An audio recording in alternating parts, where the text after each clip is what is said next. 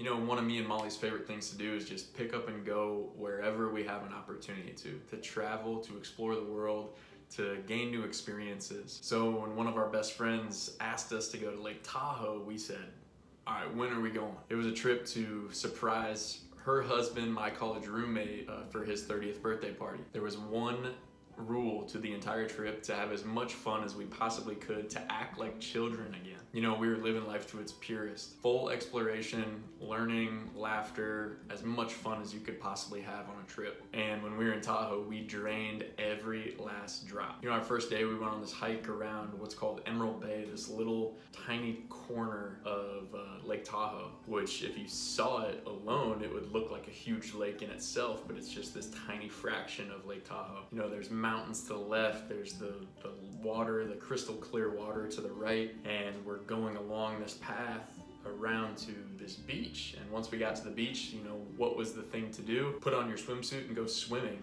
We jumped in with excitement and some hesitation because it was freezing cold. There I am sprinting into the lake, freezing my butt off, and that might have caused my high-pitched screams, but it was also kind of like that childlike mentality again. You know, the second day we rented a boat and just went out and explored the entire lake, stopped, did some water skiing. I tried to learn how to water ski for the first time, said, why not? We're in Lake Tahoe, you might as well do it. I'm thinking, what's the worst thing that can happen? So I took a shot, and I was getting up, but I was staying up for about 3 to 8 seconds at a time. I don't know, I'm estimating. And every time I would wipe out pretty hard. And the last time I wiped out, and actually busted my face open. I have a scar, a permanent scar right here. And apparently that was the worst thing that could happen. But again, kind of just attacking the day, attacking these moments with courage, with faith, with bravery, with this childlike mentality that we can fall down and get right back up. You know, the last day before me and Molly had to fly back here to Columbus, Ohio, we went to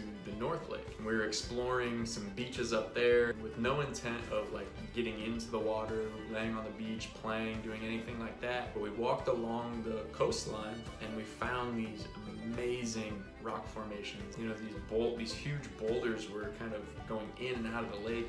You could swim in these little pools and the lakes on the other side of the boulders. It was really a scene from a dream or from a movie or something like that. We instantly walked back to our car, put on our swimsuits again, said, screw it, we got to go to the airport in like 3 hours. We can hit up 2 hours here. And so we jumped in and we swam around and we were exploring again. We were climbing those big boulders and these rock formations, falling down, scraping knees, scraping elbows. I had a scrape on my chest because the rock was slippery from the water. You know, and then we go to the airport and I'm walking in with this huge gash in my face from the day before, these scrapes on my knees and elbows and arms and wrists and hands. I'm looking like I just got in like a low-key motorcycle accident, like a moped accident or something. You know, it was the trip of a lifetime, and I would do it 200 million times over again. I would do it the exact same way because we acted like kids the entire time. We were full of adventure, full of exploration, full of whimsy. It was a really good reminder for us. You know, we were born to be brave, to try new things, to fall, to scrape our knees. You know, worst case scenario, we get a gash in our head, or